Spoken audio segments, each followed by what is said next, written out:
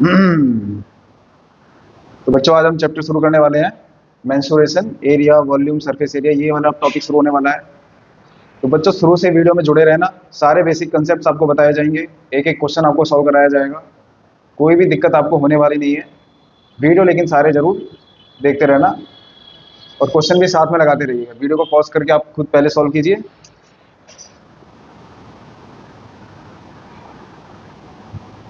Area, तो basically area का जो कंसेप्ट है वो शुरू होता है रेक्टेंगल के एरिया से।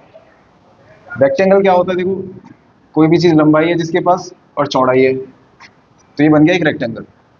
तो एरिया का कंसेप्ट रेक्टेंगल से शुरू होता है, यानी कि ये कितनी जगह घेर रहा है। तो इसके लिए हमने क्या कंसेप्ट बनाया, इसकी अगर ये लेंथ है और ये ब्रेथ है तो इसका एरिया हो जाएगा एल इंटू बी। तो यानी कि जो सरफेस है इसका एक मेजरमेंट हो गया। ठीक है, अगर किसी की ब्रेथ आधी होती तो ये b/2 होता, तो यानी ये आधी जगह आती। ठीक है, तो ये हो गया बेसिक कंसेप्ट एरिया का। अब इसी बेसिक कंसेप्ट से बाकी सभी जो भी ज्योमेट्रिकल फिगर होती है उन सबका एरिया आता है। जैसे फॉर एग्जांपल रेक्टेंगल के बाद आ गया हमारा स्क्वायर, तो ये एल है और इसमें बी को भी एल के बराबर ही लिख देंगे क्योंकि स्क्वायर की दोनों साइड्स बराबर होती हैं। तो इसका एरिया क्या हो जाएगा, एल इंटू एल, यानी कि एल स्क्वायर। अब कोई एल को ए लिख दे, एस लिख दे, वो एक ही बात है। ठीक है, इतना कॉमन सेंस अपने को रखना है कि किस चीज के लिए क्या यूज हो रहा है। तो अगर ए लिख दिया है तो ये हो जाएगा ए स्क्वायर। ठीक है बच्चों, ऐसे ही अगली जो बेसिक, जो अभी पहले हम बेसिक जो ज्योमेट्रिकल फिगर है उन्हीं पे बेस क्वेश्चन आते हैं, उसी में कुछ काट पीट कर देते हैं। तो बेसिक वाले जो फॉर्मूले हैं वो हम देख रहे हैं। जैसे इसके बाद आता है हमारा ट्राइंगल। तो ट्राइंगल का एरिया क्या होगा? तो ट्राइंगल के एरिया को समझने से पहले हमें समझना पड़ेगा पैरेललोग्राम का एरिया। जैसे पैरेललोग्राम क्या है, ये है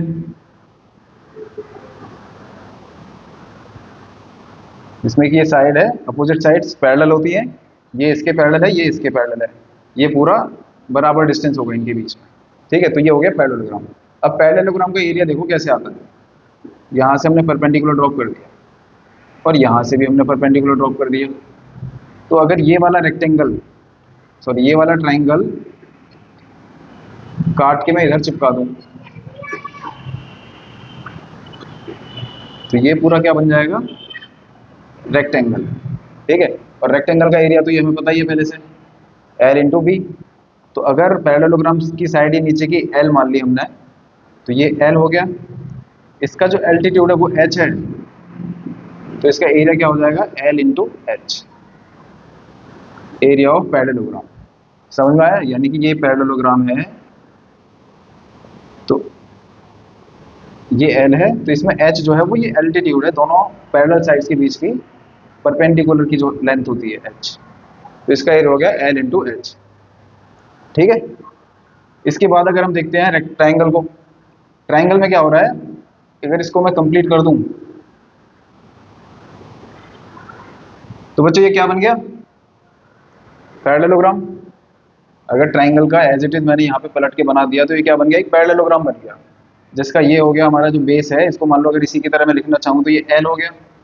यहाँ से मैंने परपेंडिकुलर ड्रॉप किया, इसकी हाइट हो गई एच। तो पैरेललोग्राम का एरिया क्या हो गया, एल इंटू एच। लेकिन इसमें क्या है, इसमें ये आधा ही फिगर तो हमें लेना है ट्राइंगल में, आधा तो हमने इमेजिनरी बनाया है, तो इसलिए एरिया जो हमें चाहिए वो हो गया इसका हाफ। ये हो गया ट्राइंगल का एरिया।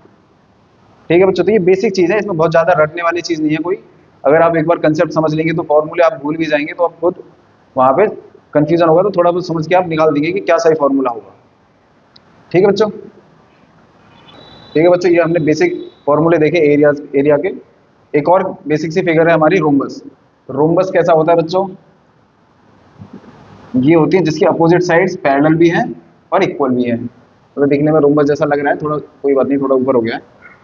यानी ये साइड और ये साइड, चारों साइड इसकी बराबर होती है और ये इसके पैरेलल भी होती है अपोजिट साइड्स। इस फिगर को हम बोलते हैं रोम्बस। ठीक है, अब रोम्बस का एरिया कैसे निकालते हैं हम, ये हो गया इसका डायगोनल, ये हो गया इसका दूसरा diagonal.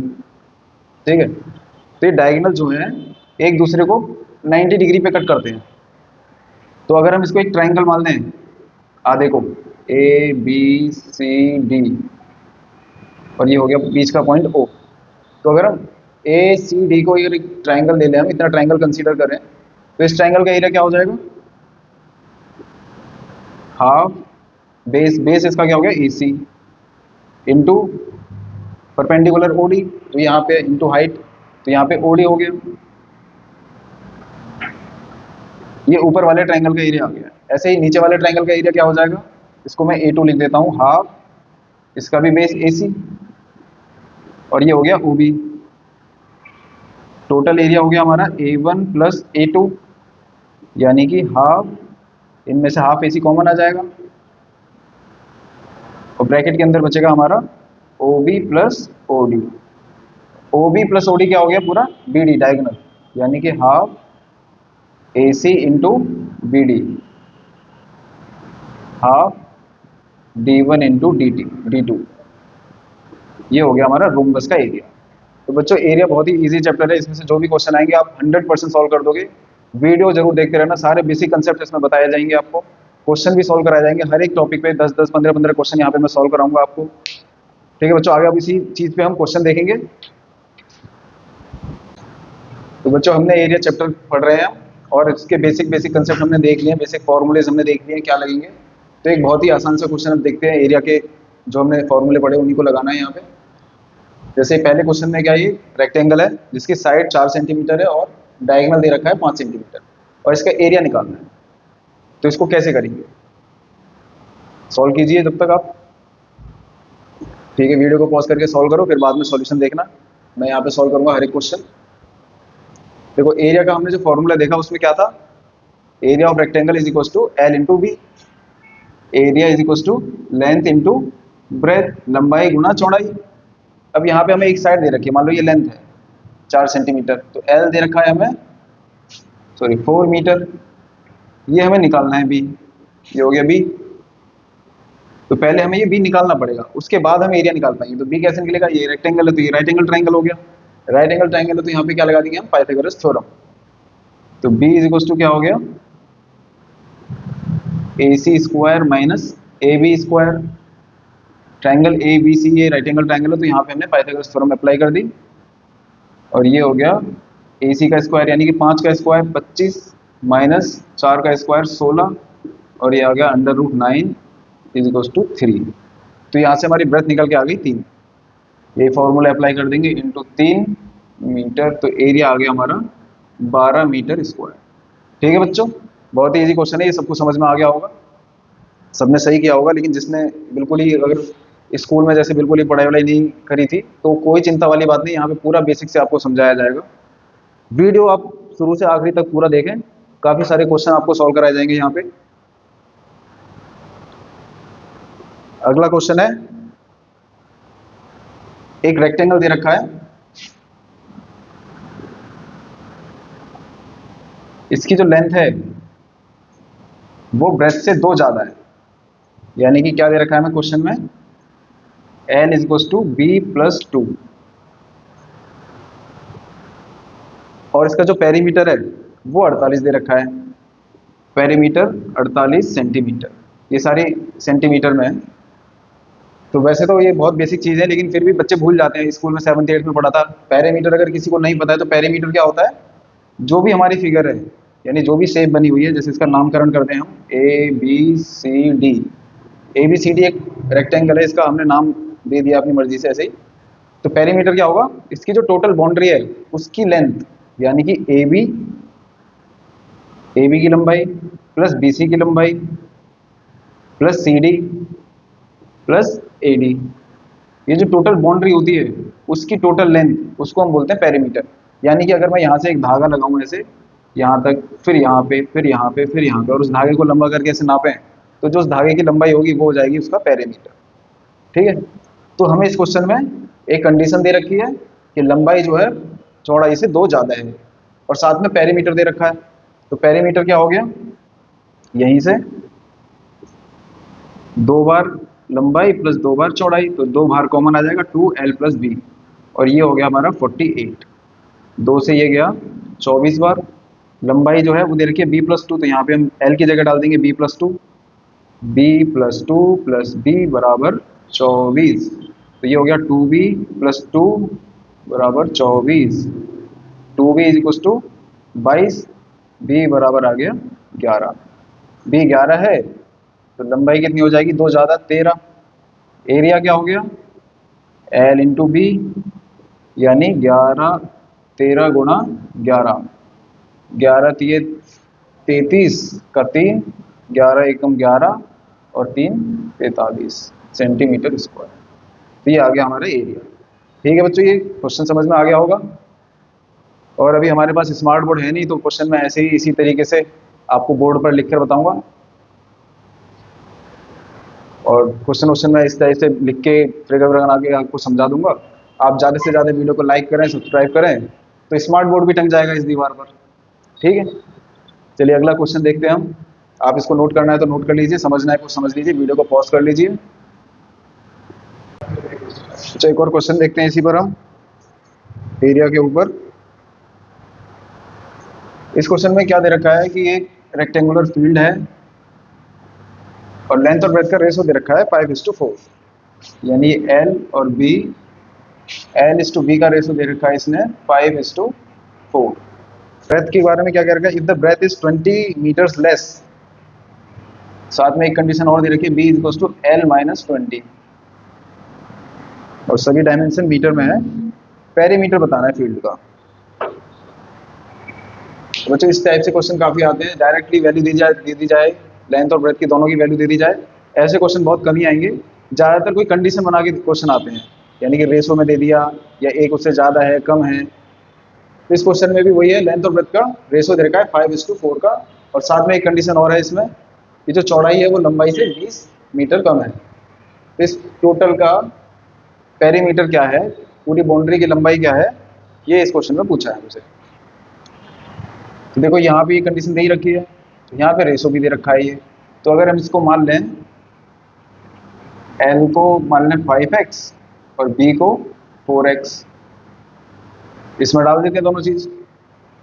4x is equal to 5x minus 20, ये इधर आ जाएगा, ये इधर आ जाएगा, तो 5x ये इधर 20 हो गया, इधर आके ये माइनस हो जाएगा, 5x माइनस 4x, तो बचा 20 इज इक्वल टू x। तो x की वैल्यू आ गई 20, तो यहाँ पे डाल देंगे हम length is equal to 5 into 20, यानी कि 100 मीटर।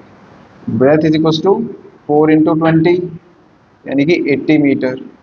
पेरीमीटर क्या होता है हमारा, 2l प्लस बी, यानी 2 लंबाई 100 प्लस 80, 2 इंटू 180, और ये आ गया हमारा 360 मीटर। ठीक है बच्चों, ये पेरीमीटर का क्वेश्चन था, एक इजी क्वेश्चन था।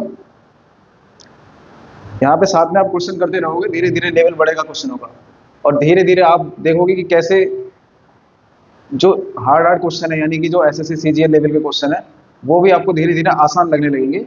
स्टेप बाय स्टेप आप प्रोसेस में लगे रहिए, इसमें मेहनत में लगे रहिए, क्वेश्चनों का लेवल धीरे धीरे बढ़ेगा और आपका भी लेवल साथ में धीरे धीरे बढ़ेगा। अगर आप एकदम से जंप करना चाहोगे तो देखो, जो एकदम से जंप करना चाहते हैं वही मुंह के बल भी गिरते हैं फिर। अगला क्वेश्चन देखेंगे हम, perimeter of rectangular field 200 metre, breadth दे रखा है, एरिया निकालना है हमें। सेम है, इजी क्वेश्चन है। जो बच्चे पढ़ाई के टच में नहीं है वो वीडियो को पॉज करके पहले खुद करें, और जो उनको आता है वो वीडियो को स्किप करके आगे बढ़ जाएं।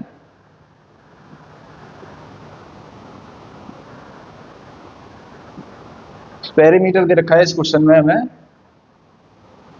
इसमें पेरीमीटर दे रखा है 200 मीटर और ब्रेथ दे रखी है 40, यानी b बराबर 40। एरिया पूछा है, ठीक है। ये एक रेक्टेंगुलर फील्ड है, इसका पेरीमीटर 200 मीटर है, ब्रेथ 40 है, एरिया पूछा है। तो दोनों के लिए हमें एरिया या पेरीमीटर जो भी निकालना पड़ता है उसके लिए दोनों चीज पता होनी चाहिए, लेंथ भी और ब्रेथ भी। तो पेरीमीटर में भी दोनों चीज आती है, p is equal to 2l plus B, तो इसमें ये वैल्यू डाल देंगे हम और यहाँ से l निकाल देंगे। p दे रखा है हमें 200, ये 2 लंबाई हमें निकालनी है और चौड़ाई दे रखी है 40। तो यहीं पे इसको काट देते हैं, ये गया 100 बार, ये 40 इधर आके माइनस में हो जाएगा, तो 100 minus 40 is equal to L, यानी एल इज इक्वल टू आ गया हमारा 60। तो एरिया क्या हो जाएगा, area is equal to L into B, लंबाई है 60 और चौड़ाई है 40, तो ये हो गया 2400 मीटर स्क्वायर। ठीक है बच्चों, इजी क्वेश्चन है, जिनको आते हैं वो स्किप करके वीडियो को आगे बढ़ा लें, एकदम बेसिक से समझाया जा रहा है, ताकि जिनको कुछ भी नहीं आता उनको भी सब कुछ समझ में आ जाएगा। ये 7th 8th के कंसेप्ट हैं, 8th क्लास में, 7th क्लास में, 10th क्लास में भी पढ़ते हैं, लेकिन गैप हो जाता है तो भूल जाते हैं। सारे कंसेप्ट आपको रिवाइज हो जाएंगे यहाँ पे। चैनल को सब्सक्राइब कर लें, आगे सारे वीडियोस का नोटिफिकेशन आप तक पहुंचे और आप सारे वीडियो सीक्वेंस में देखते रहिए, तो आपको सारे कंसेप्ट क्लियर होते रहेंगे। कई बार कंसेप्ट तो ईजी होता है, क्वेश्चन की लैंग्वेज ऐसी होती है कि उसमें कन्फ्यूजन सा हो जाता है और उस वजह से क्वेश्चन हमें गलत हो जाता है। तो इसी वजह से मैं ये क्वेश्चन बोर्ड पर लिख देता हूँ। क्वेश्चन बहुत ईजी है, लेकिन इसकी लैंग्वेज पढ़ के कई बार क्या होता है कि जो तैयारी कर रहे होते हैं वो थोड़ा सा, अगर आप बैकग्राउंड देखें बच्चों का, तो ज़्यादातर बच्चे जो हैं वो ना तो ही बहुत ढंग से इंग्लिश जानते हैं और ना ही बहुत अच्छे तरीके से हिंदी जानते हैं, यानी दोनों ही लैंग्वेजेस में काम चलाऊ होते हैं। तो हिंदी नहीं है और लैंग्वेज तो उन्होंने इंग्लिश इंग्लिश सेलेक्ट कर रखी है, लेकिन इंग्लिश में थोड़ा कन्फ्यूजन रहता है, तो उस वजह से लैंग्वेज में काफ़ी दिक्कत आ जाती है। जैसे कि इस क्वेश्चन को पढ़िए और आपको क्या समझ में आता है, ये आप पहले आप लिख लीजिए, जो भी है इस क्वेश्चन को सॉल्व कीजिए। A rectangular plot is half as long again as it is broad. तो यहाँ पे जो अक्सर बच्चे कर देते हैं, जो मैं देखता हूँ बच्चों को पढ़ाते हुए कोचिंग क्लास में, तो इसमें जो लंबाई को वो क्या ले लेंगे, L is equal to half of B ले लेंगे वो। यहाँ पे ये गड़बड़ी हो जाएगी क्वेश्चन में और ये क्वेश्चन गलत हो जाएगा। यहाँ पे लिखा है rectangular plot is half as long again, यहाँ पे अगेन वर्ड जो है उसका मतलब है कि जितना वो ब्रेथ है उतनी तो है, पर उसका आधा और है, यानी कि ये इसका हो गया 1.5 गुना। ठीक है, तो एल हमें लेना है 3/2 बी। इसके बाद क्वेश्चन इजी है, एरिया क्या होता है, लेंथ इंटू ब्रेथ, एल में हम ये डाल देंगे और एरिया में दे रखा है 2/3 हेक्टेयर। 2/3 हेक्टेयर, हेक्टेयर को हम अगर कन्वर्ट कर दें मीटर स्क्वायर में, तो ये होता है 10,000 मीटर स्क्वायर। एल दे रखा है 3/2 बी इंटू बी, तो यहाँ से बी कितना आ जाएगा, ये 2 इधर मल्टीप्लाई में जाएगा, 3 इधर जाएगा, बी का स्क्वायर हो गया, तो ये जाएगा 2 स्क्वायर बाई 3 स्क्वायर इंटू 100 का square is equal to B square. B निकल के आ जाएगा, इधर रूट आ जाएगा, 2/3 इंटू 100, ये पूरा ही स्क्वायर में है, तीनों का ही स्क्वायर है तो कॉमन लिख सकते हैं स्क्वायर, बराबर बी। तो ये कितना हो गया, रूट से स्क्वायर हट जाएगा, 2/3 इंटू 100। उसने पूछी हमसे लंबाई, लंबाई कितनी हो जाएगी, L is equal to 3/2 B, 3/2 into B में ये है 2/3 इंटू 100, ये इससे कट गया, ये इससे कट गया, ये आ गया 100 मीटर। ठीक है बच्चों, क्वेश्चन इजी है, खाली लैंग्वेज में घुमा देते हैं कभी कभी, क्वेश्चन में लैंग्वेज ऐसी हो जाती है जिससे थोड़ा कंफ्यूजन होता है और क्वेश्चन गलत हो जाता है। तो वो भी चीज़ दूर कैसे होगी, ज़्यादा से ज़्यादा आप क्वेश्चन करोगे, ज़्यादा से ज़्यादा क्वेश्चन पढ़ोगे, उनकी लैंग्वेज को समझोगे, तो आपको एक आइडिया लग जाएगी कि हाँ ये इस तरीके से प्ले करते हैं लैंग्वेज में। अगला क्वेश्चन है बच्चों हमारा, एक पार्क है,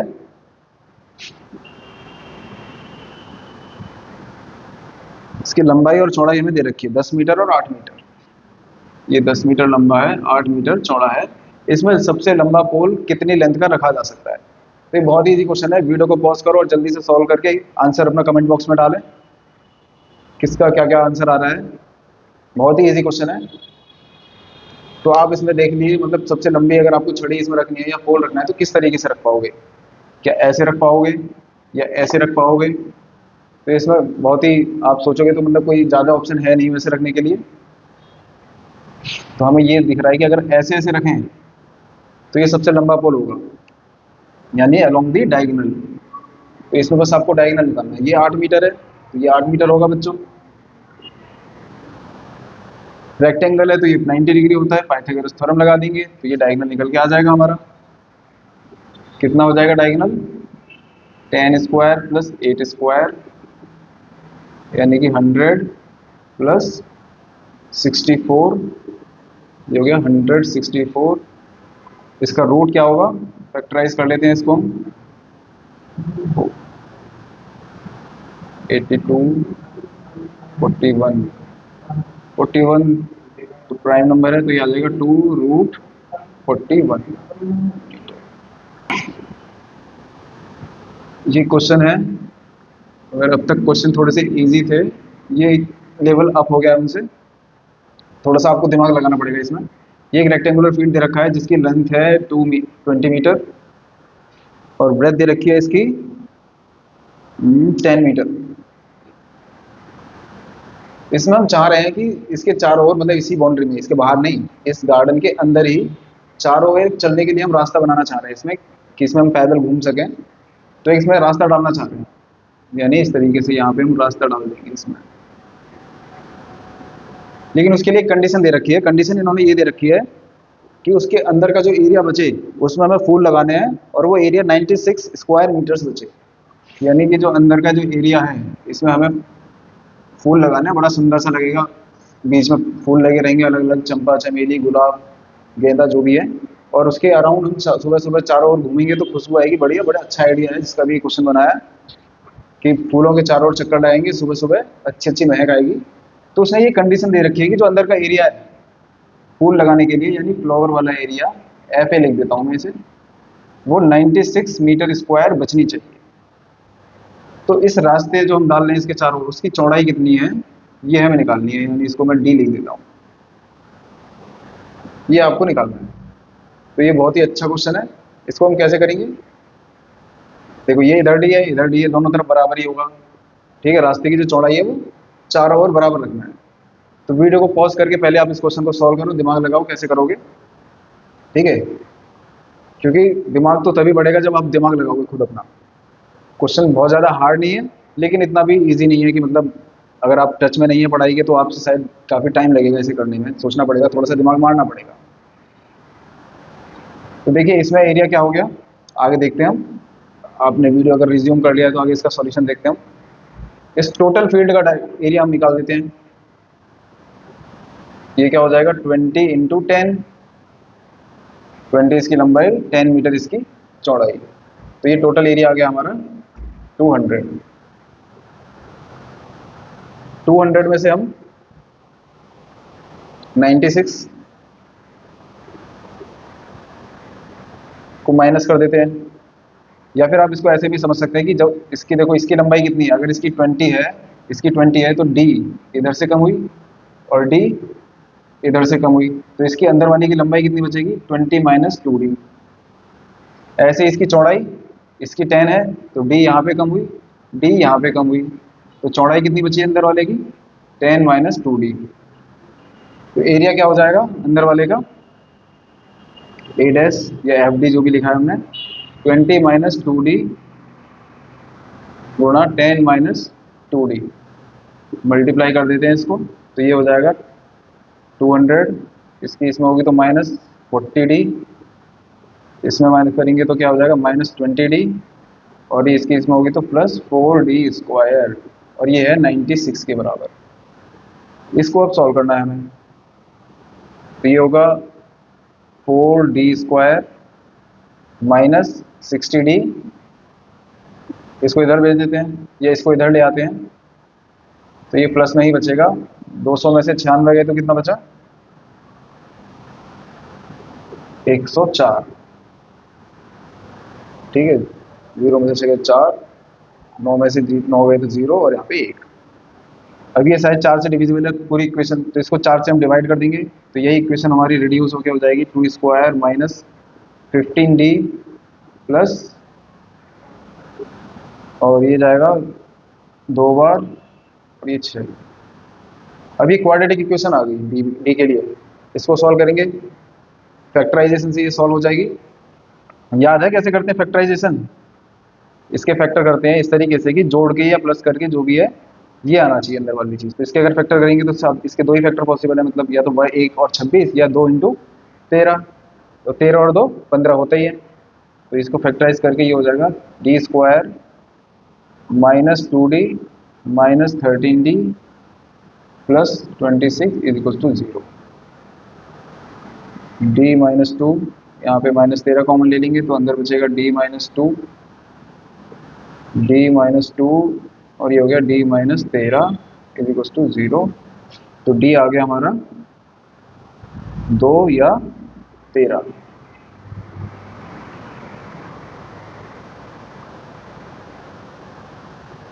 तो देखो 13 तो पॉसिबल नहीं है, ठीक है, क्योंकि अगर डी 13 होगा तो इधर से 13 और इधर से 13, यानी कि कुल 10 है, तो 10 में से 13 तो हम माइनस कर नहीं सकते। तो इसमें से ये एक आंसर हमारा नहीं होगा, आंसर हो जाएगा हमारा डी इक्वल टू 2। ठीक है बच्चों, तो ये अच्छा क्वेश्चन है और थोड़ा सा दिमाग लगाने वाला क्वेश्चन था। ऐसे ही लेवल इसमें हम एक बुक के मतलब बुक में क्वेश्चन कर जो दे रखे हैं उसको एक सीक्वेंस वाइज हम बीच बीच में से मैं आपको क्वेश्चन कराऊंगा। तो लेवल जो है क्वेश्चन होगा वो धीरे धीरे बढ़ने लगेगा। आप वीडियो में बने रहेंगे तो आपका भी लेवल बढ़ता रहेगा, पेपर भी आपके जरूर निकलेंगे। ठीक है, देख लीजिए। तो पानी की बोतल लेके साथ में बैठा करें, क्योंकि वीडियो चला दो, वीडियो टेबल पे लगा दो अपना मोबाइल और आराम से 1 घंटे की वीडियो 30 मिनट की वीडियो जो भी है, तो ऐसा नहीं कि बार बार आप उठ के जा रहे हो, वहीं पे वीडियो को पॉज करो, क्वेश्चन सॉल्व करो। पढ़ाई करनी तो पढ़ाई करो, मतलब कहने का मतलब ये है। अगर नहीं करनी तो मत करो, अगर करनी है तो फिर जी जान से पढ़ाई करो, पेपर निकलना ही चाहिए। मतलब कंपटीशन बहुत ज़्यादा है, सब बोलते रहते हैं, लेकिन असली कंपटीशन अगर आप देखो तो उतना भी ज़्यादा नहीं है, क्योंकि कहने के लिए बच्चे पढ़ रहे होते हैं, पर वास्तव में कितने बच्चे पढ़ रहे हैं वो अगर देखो तो बाई 10 कर दो। जो बच्चे फॉर्म भर रहे हैं और जिन्होंने वाकई में एकदम जो कहते हैं जी जान से मेहनत करने वाले, तो उनको तो बाई 10 कर दो या बाई 20 कर दो। तो आपको अगर निकालना है पेपर तो तगड़ी मेहनत तो करनी पड़ेगी। अगला क्वेश्चन देखिए। इस क्वेश्चन में रेक्टेंगुलर कारपेट है, ये अलग अलग चीजें इस्तेमाल कर देंगे। रेक्टेंगल बहुत सारी चीज होती है, सॉल है, साड़ी है, प्लॉट है, खेत है, ठीक है, कुछ भी हो, रेक्टेंगल है वो। तो रेक्टेंगुलर कारपेट है जिसका एरिया 120 मीटर स्क्वायर है और पेरीमीटर 46 मीटर है। तो इसमें लेंथ और ब्रेथ दोनों ही निकाल देते हैं कि क्या पूछा है इसमें। डायगोनल पूछा है, diagonal length of the diagonal. तो डायगोनल भी लेंथ और ब्रेथ निकालने के बाद ही निकलेगा।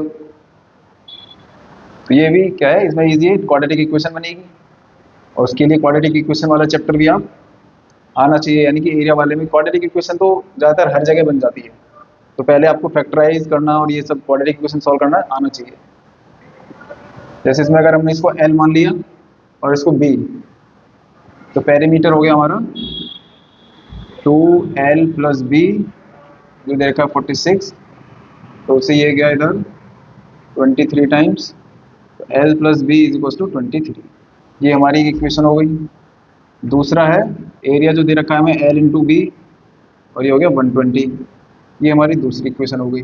दो इक्वेशन है, दो वेरिएबल हैं, तो यहाँ से हम सॉल्व करेंगे। कुछ भी हो, एल इक्वल टू क्या हो गया, बी माइनस 23 माइनस बी। यहाँ से हम क्या लिख सकते हैं, L is equal to 23 minus B, और इसको हम इसमें सब्सटीट्यूट कर दें, 23 minus B into B is equal to 120। Bracket के अंदर इसकी मल्टीप्लाई करेंगे तो ये हो जाएगा 23 B minus B square is equal to 120।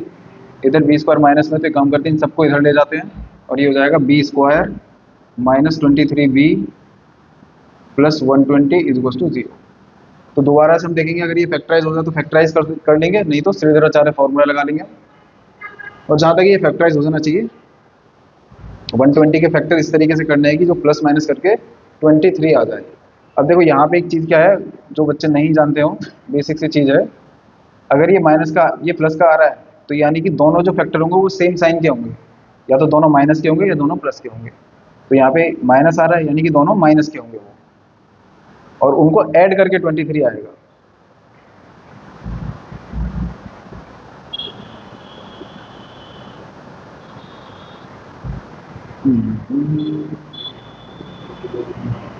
One 120 के फैक्टर देख लेते हैं क्या होते हैं।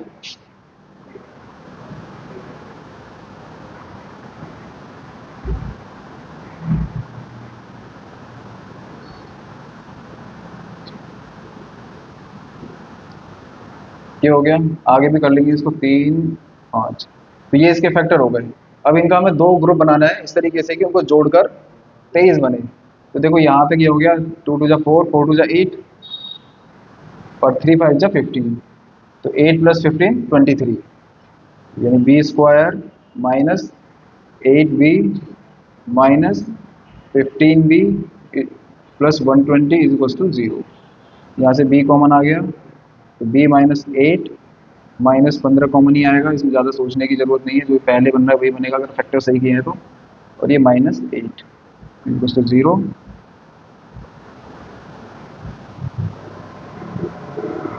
तो यहाँ से b की वैल्यू आ गई 8 या 15। अब देखो 8 अगर b में डालेंगे तो l बराबर 15 आ जाएगा, अगर b हम 15 मान लेंगे, b डालेंगे तो l बराबर 8 आ जाएगा। यानी अगर 8 मान लिया तो l बराबर हो जाएगा 15 या 8।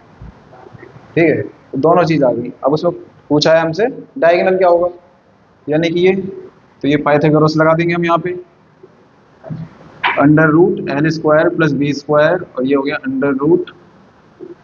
√8 का स्क्वायर प्लस 15 का स्क्वायर 64 + 225 और ये जगह 289 और ये शायद 17 का होता है। ठीक है बच्चों, क्वेश्चन समझ में आ रहे हैं? सारे क्वेश्चन आपको समझाए जाएंगे यहाँ पे, कोई भी टॉपिक छूटेगा नहीं।